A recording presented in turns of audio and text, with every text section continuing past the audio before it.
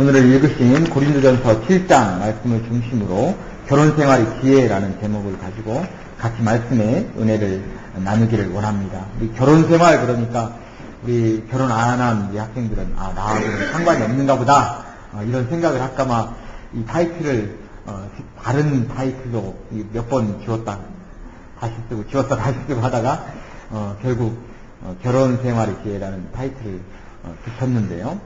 고린도전서 7장에서는 우리 부부간의 관계 또 결혼에 대한 이야기들을 자세히 해주고 있습니다. 우리가 고린도전서 7장을 통해서 과연 우리 가정에게 또 부부간의 관계 속에서 또 결혼에 대한 문제를 우리 기독교인들은 어떤 입장으로 바라봐야만 되는가 성경 말씀을 중심으로 해서 하나하나 살펴볼 수 있기를 원합니다. 먼저 1절부터 5절까지에는 결혼 생활에 대한 상대에 대한 어떤 의무에 대해서 말씀을 해주고 있는데요. 먼저 1절에 보면 너희 쓴말에 대하여는 남자가 여자를 가까이 아니함이 좋으나 음행의 연고로 남자마다 자기 아내를 두고 여자마다 자기 남편을 두라라고 말씀을 하고 있습니다. 우리가 잘 알고 있는 것처럼 바울 사도는 결혼을 하지 않은 채 독신자로 하나님 사역을 감당했던 바로 그러한 분입니다. 그에게 있어서는 결혼이라고 하는 것이 그렇게 중요하게 여겨지지가 않았어요. 왜냐하면 그는 하나님 말씀에 전념을 다해서 말씀 사역을 감당하기에도 너무나 시간이 부족했던 사람입니다. 그렇기 때문에 자신이 가정을 가지고 가정을 돌볼 그런 여유가 그의 마음속에는 있지 않았던 거죠. 그렇기 때문에 그는 결혼도 하지 않고 일평생을 독신으로 지내면서 하나님의 귀한 사역을 감당을 했는데요. 그렇기 때문에 지금 바울 사도는 남자가 여자를 가까이 아니함이 좋으나 그러나 남자와 여자 결혼을 안 하는 것이 차라리 낫겠다라고 바울 사도는 이야기를 합니다. 내가 그렇게 살아는 것처럼 너희들도 차라리 결혼을 안 하고 하나님 사역을 하면서 사는 것이 어떻겠느냐 이렇게 어떻게 보면 바울 사도는 이야기를 또한 하고 있습니다. 그렇지만 음행의 연고로 남자마다 자기 아내를 두고 여자마다 자기 남편을 둬라. 그러나 결혼을 하지 않은 것으로 인해서 생기는 어떤 그런 문제들이 만약 발생할 것 같으면 차라리 결혼을 하는 것이 낫다라고 지금 말씀을 하고 있는 것입니다. 우리가 잘 알고 있는 것처럼 천주교 같은 경우는 사제들이 결혼을 하지 않습니다. 또 수녀님들도 결혼을 하지 않아요. 결혼을 하지 않고 모든 것을 전적으로 교회에 의탁해서 또 사역을 감당하고 있는데요. 어떻게 보면 바울 사도의 어떤 이런 가르침의 바탕이 되어서 그렇게 결혼을 하지 않고 또 사역을 감당하고 있는 것입니다. 그런데 이제 문제가 여기서 발생을 하죠. 결혼을 안 하는 것, 했다 안 했다. 이제 결국 오랫동안 우리가 기독교 역사를 살펴보면서 많은 어떤 수도원과 또 신부님들이 가지고 있었던 현재도 마찬가지고 그런 여러 가지 많은 결혼을 안 함으로 인해서 발생하는 문제들이 음성적으로 발생하는 문제들이 또 많이 생길 수 있다라고 하는데 그게 문제가 있는 것이죠. 그래서 공개적으로 이제 천주교에서도 결혼을 해야 된다 안 해야 된다 나름대로 어떤 이런 토론을 하고 있는데 왜냐하면 사제를 할 만한 사람들이 없는 겁니다. 사제가 되겠다고 하는 사람들이 없는 거예요. 그러니까 결국 이제 결혼을 좀 허용을 해서 더 많은 사람들 사제를 또 지원할 수 있도록 우리가 문을 열어줘야 된다 하는 것이 어떻게 보면 천주교가 가지고 있는 하나의 지금 고민거리 중에 하나입니다. 우리 기독교도 역시 마찬가지로 지금 우리 한국은 아주 특별한 상황이지만 한국은 목사님들 지금도 신학교에 학생들이 목사가 되겠다고 하는 사람들이 넘쳐나기 때문에 별 문제가 되지 않지만요. 이 뉴질랜드만 해도 이 목사가 한 명 자리가 비면 이 목회자를 모시기 위해서 굉장히 많은 어려움을 겪고 있는 것이 사실입니다. 목회자가 부족한 거죠. 그래서 이 뉴질랜드에서 장로교 같은 경우에는 장로교 신학교가 없기 때문에 호주에 있는 신학교 출신들을 모셔오려고 하고 있고 또 이렇게 하고 있는데 어쨌든 여러 가지 많은 문제가 있지만 지금 이제 바로 이와 같은 이제 나름대로 천주교가 가지고 있는 어려움들이 지금 그런 결혼의 문제에서 지금 발생을 하고 있는 것도 사실입니다. 그래서 지금 어떻게 보면 우리가 결혼을 그럼 하는 것이 좋으냐 안 하는 것이 좋으냐 바울 사도는 결혼에 대해서 비록 부정적이었지만 그렇다고 해서 결혼 자체를 아예 부정한 것은 아닌 것처럼 이렇게 우리가 성경 말씀을 통해서 해석을 할 수 있습니다. 남편도 자기 음행의 연고로 남자마다 자기 아내를 두고 여자마다 자기 남편을 둬라 이렇게 지금 결혼 제도에 대해서 오픈을 좀 하고 있는 것이죠. 3절에 보면 남편은 그 아내에게 대한 의무를 다하고 아내도 그 남편에게 그렇게 할지라 라고 말씀합니다. 일단 결혼을 했으면, 결혼을 안 했으면 문제가 안 되는데 결혼을 했다면 그러면 아내에 대한 의무를 다하라. 남편은 아내에 대한 의무를 다하고 아내도 남편에 대한 의무를 다해야 된다 라고 말씀을 합니다. 왜 처음 결혼할 때는 서로 좋아서 사랑해서 결혼을 하잖아요. 근데 그 사랑이라고 하는 것이 우리가 잘 아는 것처럼 그렇게 오래 갑니까? 별로 많이 오래 안 가죠. 현실에 부딪히게 되면 자신들이 가지고 있던 사랑이라고 하는 것들이 점점점 식어져 가게 되죠. 그러나 부부간에 여러 가지 어려움들을 같이 겪으면서 거기에서 이제 뭐가 쌓여야 됩니까? 이 남편으로서의 의무가 쌓이죠. 가장으로서의 의무, 아내는 아내로서의 의무가 쌓이지 않습니까? 이것을 또 다른 말로 하면은 이렇게 많은 어려움들을 서로 겪으면서 서로에게 있어서 중요한 것이 어떻게 보면 사랑보다는 점점 시간이 가면 갈수록 중요한 것이 의리라고 생각해 볼 수도 있습니다. 부부간에 의리가 필요한 거죠. 남자 여자 가령 예를 들어서 주먹 쓰는 사람들만 의리가 필요한 것이 아니라 남편과 아내 사이에서도 의리가 필요한 것이죠. 함께 내가 너를 위해서 이렇게 헌신을 했고 너를 위해서 몸을 바쳐서 내가 여태까지 헌신을 했는데 그런데 보니까 이제 어느 정도 살만하니까 또 다른 사람 만나가지고 배신을 한단 말이죠. 이거 한마디로 말하면 배신인 거죠. 어려움을 같이 겪고 이렇게 왔는데 그 어려움을 몰라주고 또 상대에 대한 그 감사함을 알지 못하고 이게 배신을 하고 딴 데로 눈길을 준다는 것, 이것은 어떻게 보면 의리를 배반한 거하고 마찬가지죠. 처음은 사랑으로 시작하지만 가면 갈수록 우리 마음속에 의무를 다할 수 있는, 다른 말로 하면 의리를 보일 수 있는 그런 믿음이 또한 우리에게 필요합니다. 나를 위해서 헌신한 사람들, 나의 가정을 위해서 헌신한 사람, 그 사람을 버리고 다른 사람을 바라본다는 것 자체가 어떻게 보면은 배신감을 주는 거죠. 얼마 전에 끝난 그 TV, 제가 타이틀은 잘 기억을 못 하겠는데요. 그 스토리를 보면 그 드라마의 주제가 이런 거예요. 남자가 한번 실수를 했습니다. 자기가 예전에 그 남편을 좋아하는 그 여자가 어떻게 막 유혹을 해가지고 남자가 처음에는 마음도 없는데 그냥 어떻게 하다가 그냥 엮여서 실수를 한번 했어요. 그 실수를 한번 한 것을 보면서 이제 자기 부인이 그걸 용서를 하지 못하는 겁니다. 용서를 하지 못하고 결국 이제 이혼까지 가게 됐습니다. 근데 이 남편은 그 외도를 한 것이 아니라 실수를 한 거죠. 그리고 한번 자기 어떤 의도와는 상관없이 어떤 그런 실수를 한 거기 때문에 이거는 조금 봐줘도 되지 않느냐. 근데 이 여자 입장에서는, 아내 입장에서 그거를 용서를 못 하는 거예요. 왜냐하면 자기 아버지가 그런 경험을 한번 했기 때문에 거기에서 어렸을 때 상처를 받았기 때문에 거기에 대해서 이해심이 없는 겁니다. 근데 어떻게 하다가 이혼을 하고 나서 나중에 보니까 이제 그 임신한 사실을 또 알게 됐습니다. 부인이 이제 임신한 사실을 알게 되고 이 여자는 그걸 꽁꽁 숨깁니다. 남편에게 아이를 가졌다는 얘기도 하지 않고. 그래서 3년이라는 시간이 지났어요. 그 시간이 지나고 남편은 그 여자를 자기 본 아내를 잊지를 못하는 겁니다. 그래서 계속 가끔 찾아오고 다시 합치자 얘기도 하고 근데 여자는 자기가 가지고 있는 아기를 낳았다는 얘기도 하지 않고 계속해서 이제 그걸 사실을 숨깁니다. 또 얼마 지나지 않아서 이제 그 사실이 이제 알려지고 나서 또 알려졌는데 또 남편은 계속해서 이제 같이 합자고 얘기를 하죠. 근데 이 여자는 다른 남자하고 이제 사랑을 또 합니다. 근데 그 남자가 사랑을 하다가 또 여러 가지 엮여가지고 또 이제 결혼을 하지 못하고 재혼을 하지 못하고 이제 다시 헤어지게 되죠. 그래서 결과적으로는 다시 남편과 합친다라고 하는 그런 스토리로 쭉 되어 있는데요. 그걸 보면서 어떻게 보면 저하고 이제 집사람하고 같이 TV 보면서 저건 용서를 해야 된다. 저는 이제 이렇게 얘기를 하죠. 저건 이제 남자의 어떤 그런 의도적인 매도가 아니기 때문에 저 정도는 봐줘야 되는 거 아니냐. 그래 합쳐야 된다. 애기도 생겼는데 저희 집사람은 절대로 안 된다. 저한테 더 강조하는 거죠. 절대로 안 된다. 이렇게 얘기를 하다가 서로 옥신각신 이야기를 했던 그런 기억이 나는데요.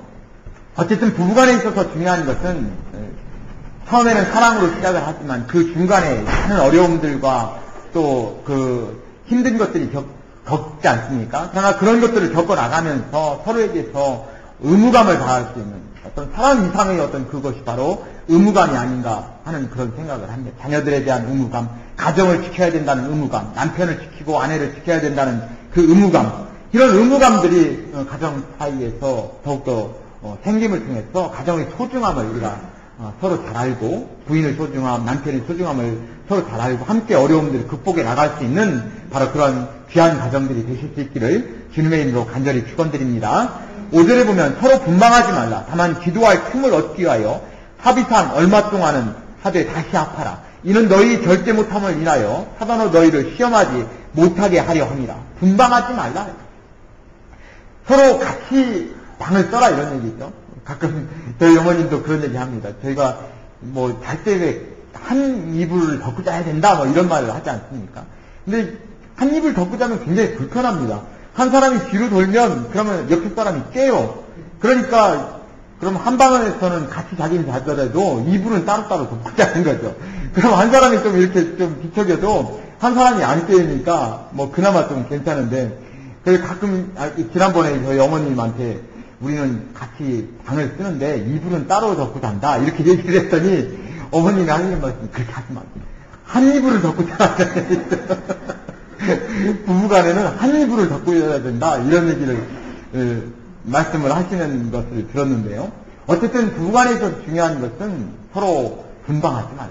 한 이불 덮고 자시기 바랍니다. 따로따로 방 쓰지 마시고 그럴 중에서 사단으로 너희를 시험하지 못하게 하려 합니다. 즉 결혼을 했다면 결혼 생활을 원만하게 잘 유지할 수 있도록 그런 내부적인 환경들을 조성해 나가라라고 하는 것으로 우리가 받아들일 수 있습니다. 어떻게 보면 우리가 뉴질랜드에 와서 그런 경우를 많이 보지 않습니까? 그 기러기 엄마, 기러기 아빠 뭐 이런 모습들을 많이 보잖아요. 그걸 보면서 참 여러 가지 안타까움을 많이 느낍니다. 이것도 어떻게 보면 환경적으로 사단으로 너희를 시험하지 못하게 하라. 환경이 결국 우리를 시험할 수 있는 그런 어떻게 보면 그런 유혹에 우리가 쉽게 빠져 들어갈 수 있고, 또 부부간에 문제가 생길 수 있는 그런 외부적인 환경을 만드는 것과 마찬가지입니다. 외국인들은 그렇고 한국인들이 그런 모습들을 이해를 잘 못합니다.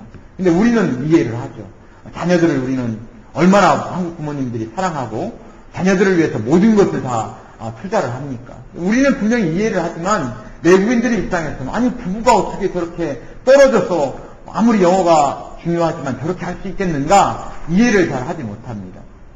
어쨌든 이와 같은 외부적인 환경을 우리는 충분히 이해하고 견딜 수 있다고 우리는 믿고 있지만, 그러나 중요한 것은 부부간에 있어서 어떤 그 외부적인 환경 때문에 우리가 영향을 받을 수 있는, 결혼 생활에 영향을 받고 가정이 영향을 받을 수 있는 그런 것들을 우리가 줄여나가는 그런 지혜가 필요합니다. 그걸 통해서 우리 가정을 잘 지켜나가고 또 가정 속에서 가정 생활이 원만해질 수 있는 그런 환경들을 만들어갈 수 있는 또한 저희들이 될 수 있기를 바랍니다. 또한 8절에서 29절에는 이제 혼자 사는 것이 더 좋다라고 바울 사도는 우리에게 지금 충고를 하고 있어요. 8절에 보면 내가 혼인하지 아니하는 자들과 및 과부들에게 이르노니 나와 같이 그냥 지내는 것이 좋으니라. 나와 같이 그냥 지내는 것이 더 낫다. 차라리 결혼하지 마라.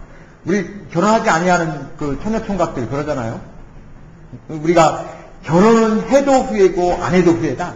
이런 말 많이 하지 않습니까? 해도 후회하고 안 해도 후회한다. 그래서 나중에는 결론은 뭐라고 얘기합니까? 그래도 해보고 후회하는 것이 낫지 않겠느냐. 이렇게 얘기를 하는 것을 가끔 지금 듣는데, 근데 바울사도 입장에서는 나와 같이 그냥 지내는 것이 좋겠다라고 얘기합니다. 그러나 9절에 보면 그러나 만일 절제할 수 없거든 혼인하라. 정욕이 불같이 타는 것보다 혼인하는 것이 나으니라. 절제할 수 없거든 혼인하는 것이 혼인을 해야 된다 이렇게 얘기하는 거죠. 네가 혼자 살 수 있으면 그렇게 해라.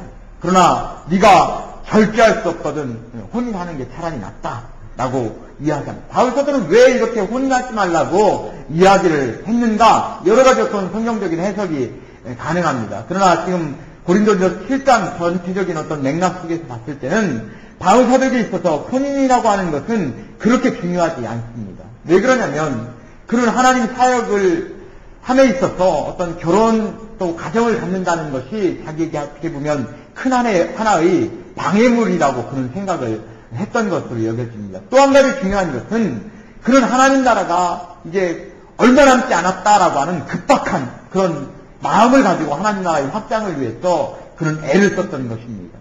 내가 하나님 나라가 이제 얼마 남지 않았는데 내가 이 하나님 나라를 위해서 내가 전력 투구를 해야 된다. 얼마 있으면 하나님께서 또 우리 예수님께서 재림하실 것이다 라고 하는 그런 생각까지도 바울 사도는 했던 것으로 이렇게 여겨볼 수도 있습니다. 그래서 고린도전서 7장 26절에는 이렇게 말씀합니다. 내 생각에는 이것이 좋으니 곧 임박한 환난을 인하여 사람이 그냥 지내는 것이 좋으니라. 이제 예수님께서 곧 오신다라고 하는 그런 생각을 그는 하고서 그는 하나님 나라의 확장을 위해서 전력 투구를 한 것으로 이렇게 성경을 해석하시는 분들도 있습니다. 그에게 있어서는 따라서 이제 주님께서 오실 날이 얼마 안 남았는데 우리가 결혼 생활을 하고 뭐 이렇게 할 여유가 어디 있겠느냐라고 그는 그렇게 생각을 하고 있었습니다. 그렇기 때문에 그는 결혼하지 말고 나와 같이 하나님 일에 최선을 다하는 것이 더 좋다라고 지금 이야기를 하고 있는 거죠. 우리는 바울 사도의 어떤 이런 모습을 보면서 우리 자신들은 지금 하나님 나라가 과연 언제 올 것인가 우리는 너무나 멀리 생각한단 말이죠.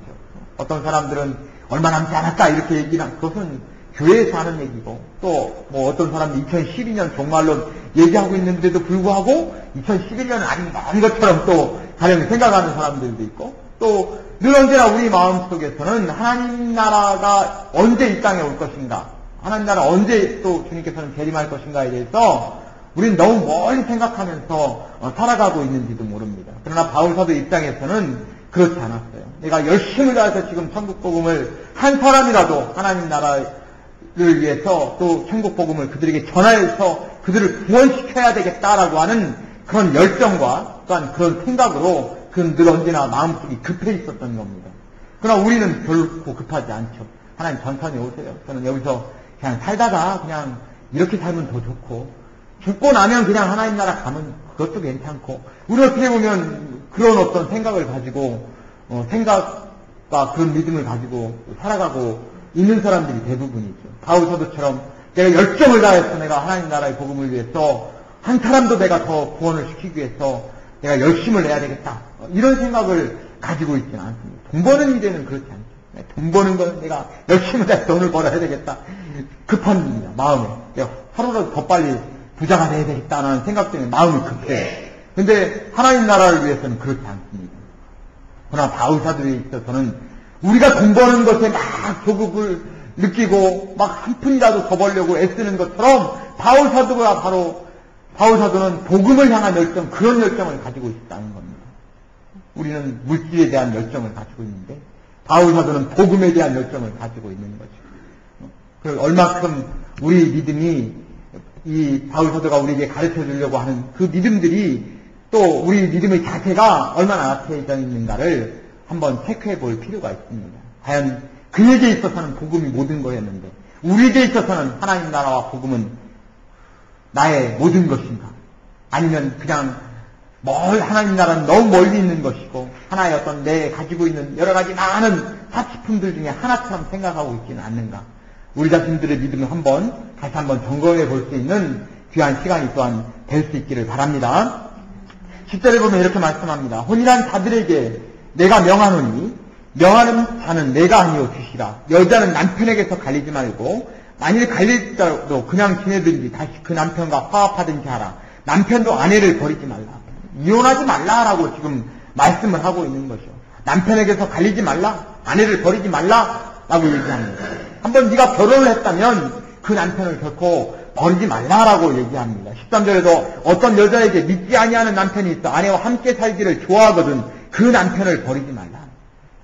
우리가 믿음 때문에 가끔 가정이 여러 가지 어려움들을 겪는 그런 가정들이 있습니다. 아내는 열심히 하나님을 믿는데 남편은 잘 안 믿는 가정. 또 그 반대, 남편은 하나님을 열심히 믿는데 아내는 잘 안 믿는 가정.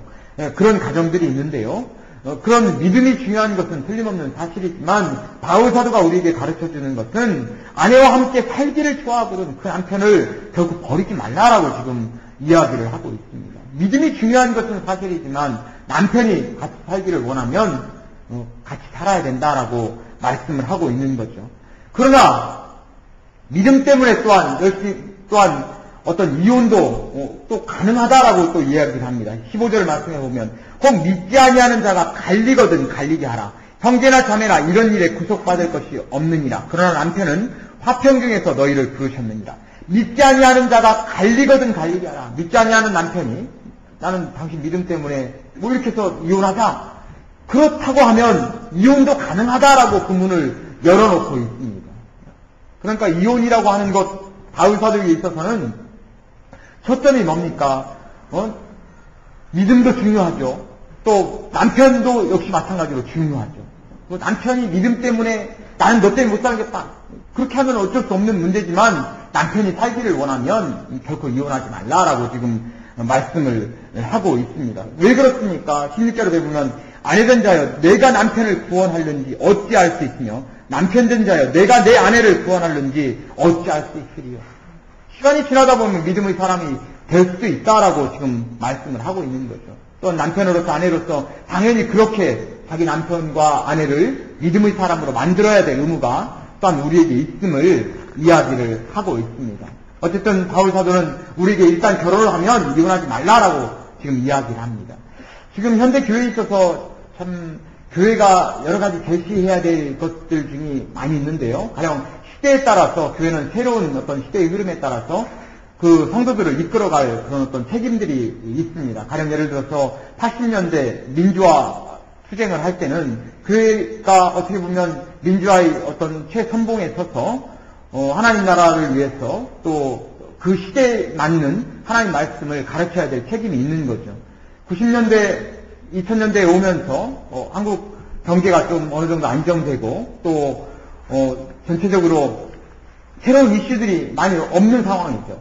그러나 지금 2000년대에 들어와서는 어떤 것이 이슈가 되고 있습니까? 뭐가 중요하게 생각됩니까? 가정의 중요성에 대해서 계속 교회에서는 지금 강조를 하고 있습니다. 그것은 한국 사회가 급격하게 이혼율이 높아지기 때문에 그래서 교회에 있어서는 지금 가정의 중심이 돼서 가정을 결코 소홀히 할 수가 없는 거죠. 가정의 중요성에 대해서 이야기하고 또 여러 가지 부분에 대해서 지금 강조를 하고 있는데요. 특히 교회에 있어서 믿음을 가진 사람들이 여러 가지 어려움들이 부부간에 일어날 수가 있는 거죠. 가정이 깨져야 될 환경이 깨질 수밖에 없는 환경들이 여러 가지 많이 있을 수 있습니다. 남편이 가령 바람을 피웠다든가 아내가 바람을 피웠다든가 또 여러 가지 경제적인 문제로 가정이 또 어려움을 겪을 수도 있고 여러 가지 많은 일들이 있을 수 있지만 그러나 중요한 것은 우리가 가정에 대한 의무를 기독교인들이 특별히 우리는 다 해야 된다는 거죠. 남편에 대한 의무를 다해야 되고 아내에 대한 의무를 다해야 되고 그런 걸 통해서 가정을 지키기 위해서 우리는 모든 희생을 또 어떻게 보면 치르는 것이 마땅한 겁니다. 근데 우리가 TV나 여러 가지 많은 매체들을 통해서 보면 그런 거 있지 않습니까? 사랑과 전쟁 그런 프로그램을 쫙 해준단 말이죠. 이혼할 수 있는 사유들이 거기 쭉 나옵니다. 그러고 나서 이 사람은 이혼을 해야 되느냐 이혼을 하지 않아야 되느냐 거기에 대해서 이제 시청자들한테 그 응답을 받는 그런 프로잖아요. 하면은 어떤 사람들은 말 그대로 이혼할 사유가 됩니다. 그런데 보면은 대부분의 사람들이 이혼할 사유가 되는데 대부분의 사람들이 이혼을 해라라고 하는 쪽이 많다는 거죠. 여러 가지 많은 문제가 거기서 쭉 이슈를 잡고서 이야기합니다. 근데 이혼을 해라 이렇게 얘기를 하는 사람들이 많다는데 문제가 있는 겁니다. 이혼을 그래도 참고서 하지 마라 좀 참아봐라 이렇게 얘기하는 사람보다 그래 이혼해 그게 훨씬 나은 거야. 너무나 쉽게 이혼에 대해서 생각을 하고 있고 또 가정의 어떤 그런 깨지는 문제에 대해서 너무 쉽게 생각을 하는 거죠. 그 안에서 아이들이 받아야 될 상처들 또 한번 가정이 깨지고 난 다음에 받는 여러 가지 많은 충격들 이런 것들에 대해서는 어떻게 보면 너무 과소평가하고 있는 듯한 그런 모습들을 가지고 있습니다. 우리가 어쨌든 우리 기독교인들에 있어서 교회에 있어서 우리가 중요한 것은 가정은 나의 모든 희생을 다해서라도 우리는 지키기 위해 노력을 해야 되고 부득이 어쩔 수 없는 상황이면 어쩔 수 없는 것이지만 그러나 최선을 다해서 가정을 지키기 위해 노력할 수 있는 그래서 우리 가정들이 바로 믿음의 가장 기본이 될 수 있는 우리 가정이 바로 구원의 또한 축복의 가장 기본이 될 수 있는 그런 소중한 단위가 될 수 있도록 가정들이 될 수 있기를 주님의 이름으로 또한 간절히 축원드립니다. 29절에서 마지막까지는 그 바울 사도가 가지고 있는 여러 가지 많은 세상에 대한 관점들에 대해서 이야기를 하고 있는데요. 먼저 29절에 보면 형제들아 내가 이 말을 하노니 때가 단축하여진 거로 이후부터 안에 있는 자들은 없는 자 같이 하며, 때가 단축하여졌다라고 얘기합니다. 즉 때가 얼마 남지 않았다라고 바울 사도는 계속해서 지금 이해를 하고 있고 지금 피력을 하고 있습니다. 이제 때가 얼마 남지 않았다. 우리 주님께서 오실 날이 얼마 남지 않았다. 계속 그런 얘기를 합니다. 그래서 30절에 보면 우는 자들은 울지 않는 자 같이 하며 기쁜 자들은 기쁘지 않는 자 같이 하며 매매하는 자들은 없는 자 같이 하며 세상 물건을 쓰는 자들은 다 쓰지 못하는 자 같이 하라.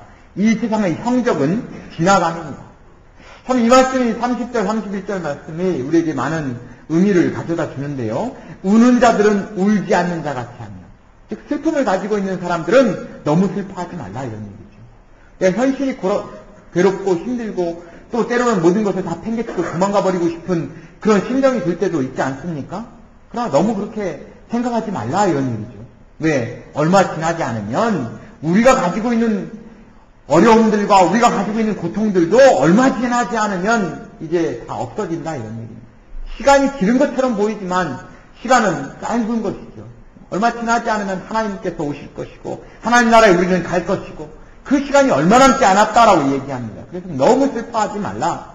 기쁜 자들은 기쁘지 않는 자 같이 하며, 네가 무엇을 가지고 있다고 해서, 네가 무엇을 많은 것을 얻었다고 해서, 또 네가 기쁨이 넘친다고 해서 그 기쁨이 영원할 것 같이 착각하지 말라 이렇게 지금 말씀을 하고 있습니다. 슬프거나 기쁘거나 그 모든 것들은 어느 날 눈을 감았다 뜨면 없어져 버릴 것이다 라고 얘기합니다. 나의 눈을 감았다 뜨면 우리는 하나님 나라에 가 있을 거다라고 지금 이야기를 하는 것과 마찬가지입니다. 우리 지나온 시간들을 되돌아보면 어떻습니까? 지나온 시간들이 너무나 쉽게 빨리 가는 것처럼 보이지 않습니까? 지금 하루의 시간은 길지 몰라도 내가 가지고 있는 어려움들과 내가 가지고 있는 것들은 얼마 지나지 않으면 다 없어질 것들이다 라고 바울 사도는 우리에게 말씀을 해주고 있는 것이죠. 그래서 이 세상의 형적은 지나갑니다. 세상 물건을 쓰는 자들은 다 쓰지 못할 자들, 다 쓰지 못하는 자들, 다같이 하라, 이런 얘기죠. 네가 세상 물건을 다 쓰고 죽을 것처럼 보이지만, 얼마 지나지 않으면 이 세상의 형적은 없어질 것이다, 라고 지금 말씀을 하고 있습니다. 내가 가지고 있는 것들은 없어질 것이다. 오늘, 아침에 김을 먹으면서 너무너무 감사했습니다. 어떤 분이 한국에 가셔서 김을 한 박스를 보내주셨어요. 이번에 명절 때 됐다고 해서 그 김을 제가 딱 열어서 먹으면서 눈물이 나려고 그랬다고. 어떻게 이렇게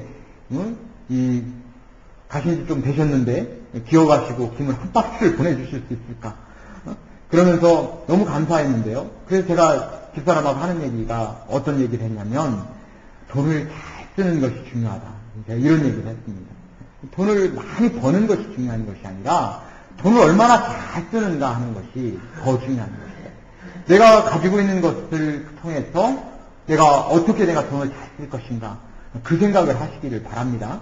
돈을 잘 쓸 때 우리는 그 잘 쓰는 것을 통해서 우리는 내 인생이 더 행복해지고 잘 쓰는 것을 통해서 내 인생이 더욱더 감사함으로 넘칠 수 있습니다. 근데 우리는 너무 많이 버는 것만 가지고 너무 열심을 낸다 이런 얘기죠. 지금 바울 사도가 얘기하는 것이 바로 그거 아닙니까? 세상 물건을 쓰는 자들은 다 쓰지 못하는 자 같아라. 내가 가지고 있는 것들은 다 쓰지 못할 것입니다. 나는 과연 내가 가지고 있는 것들을 내가 어떻게 쓰느냐, 그것이 우리에게 더 중요한 것이다 이런 얘기죠. 우리가 쓰는 것을 잘 연습할 수 있는 저희들이 될 수 있기를 바랍니다.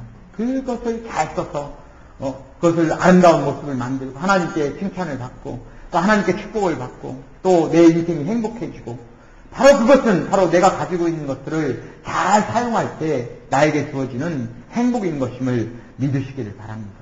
우리가 바로 그런 것들을 연습해서 내 인생이 날마다 행복해지고 내 인생이 날마다 하나님께 더 가까이 나아갔어, 하나님께 인정받고 하나님께 늘 언제나 축복을 받을 수 있는 저희들의 인생이 될 수 있기를 주님의 이름으로 간절히 축원드립니다. 이제 결론을 내리겠습니다. 바울 사도는 고린도전서 7장을 통해서 가장 중요하게 얘기하는 것은 결혼 상대자들에게 의무를 다하라 라고 말씀합니다. 내가 결혼을 일단 결혼을 했으면 내 의무를 다하라. 남편은 남편으로서의 의무를 다하고 아내는 아내로서의 의무를 다할 때 그 가정이 소중하게 잘 지켜질 수 있다라고 우리에게 강조를 합니다. 두 번째는 내 가정은 내 어떤 인생을 치르고서라도 내가 가정을 지켜낼 수 있는 그런 내 가정의 수호자가 또한 될 수 있기를 바랍니다. 내 가정을 내가 지키지 않으면 누가 나의 가정을 지킬 수가 있습니까? 내 가정을 잘 지켜서 나의 자녀들을 잘 지키고 내 가정을 잘 지켜서 나의 가정이 소중한 가정으로 깊게 뿌리를 내리고 나의 가정이 하나님께 인정받고 또 우리 자녀들이 잘 자라서 하나님 나라를 위해 귀하게 사용될 수 있는 그런 귀하고 소중한 가정들이 또한 될 수 있기를 바랍니다. 마지막으로 너무 세상 일에 매여 살지 말라 이런 얘기.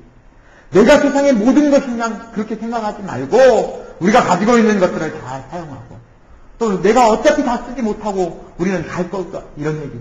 내가 가지고 있는 것들 잘 사용해서 하나님 나라를 위해서 또 내가 내 인생을 행복하게 만들고 나의 가정을 행복하게 만들고 또 주변에 있는 사람들의 행복을 줄 수 있는 나눠줄 수 있는 복되고 축복된 그런 소중한 가정들이 되시기를 주님의 이름으로 간절히 축원드립니다. 기도하겠습니다. 사랑과 은혜가 충만하신 주님 감사합니다. 늘 언제나 우리 삶 가운데 우리 가정들을 세워주시고 그 가정을 통해서 은혜를 받고 또한 가정을 통해서 나의 삶을 영위할 수 있도록 은혜를 베풀어 주심을 감사합니다. 내 가정을 가장 소중한 가정임을 알게 하시고 내가 이룬 가정들 아버지 하나님께서 축복하시는 이 귀한 가정들 내가 지켜내게 하게 하시고 가장으로서 또한 아내로서 또한 자녀들로서 이 자신의 의무를 다할 수 있는 그러한 소중한 가정 그래서 함께 가정을 지켜나갈 수 있도록 서로 힘을 합칠 수 있는 그러한 귀한 은혜를 주님 허락하여 주시기를 원합니다. 우리가 세상에 살아가면서 참 하나님 나라가 얼마 남지 않았는데 아버지 하나님 너무 세상에 마치 모든 것인 양 살아가고 있지는 않는지 우리 자신들이 한번 생각해 봅니다.